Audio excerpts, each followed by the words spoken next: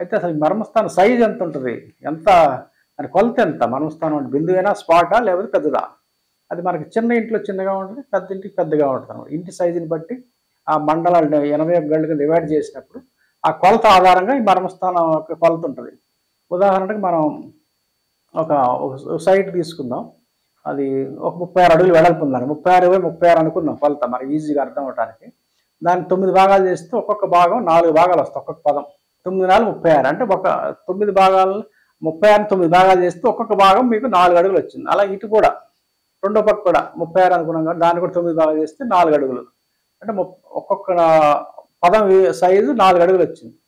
ఇటు 4 అట్టిన 4/4 అంటే 4 అడుగులు మన అంగుళాల్లో మార్చుకుంటే 48 అంగుళాలు 4 అడుగులు అంటే. దాంట్లో 8వ వంతు అని చెప్పారు.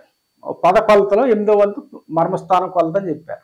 48 అంగుళాలు బై 48 అంగుళాలు పద కొలత అయితే డివైడెడ్ బై 8 వేస్తే మీకు 6 అంగుళాలు వస్తుంది.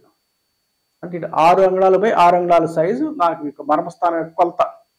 సుమారుగా ఒక చెయ్యను లేదంటే ఒక పుస్తకం అనుకోండి, బుక్ సైజు జిరాక్స్ పేపర్లో సగం అనుకోండి, బుక్ సైజు సుమారుగా 6 ఇంచ్ బై 6 ఇంచ్ అంతే మర్మస్థానం ఉన్నది.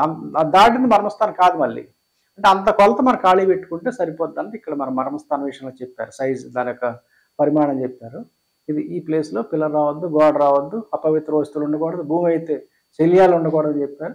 కట్టిన ఇల్లు అయితే నీట్గా పెట్టుకోవాలని చెప్పారు, వస్తువులను పెట్టకూడదు. మర్మస్థానాలకు సంబంధించి ఇది విషయం మన ప్రాచీన గ్రంథాలు చెప్పింది.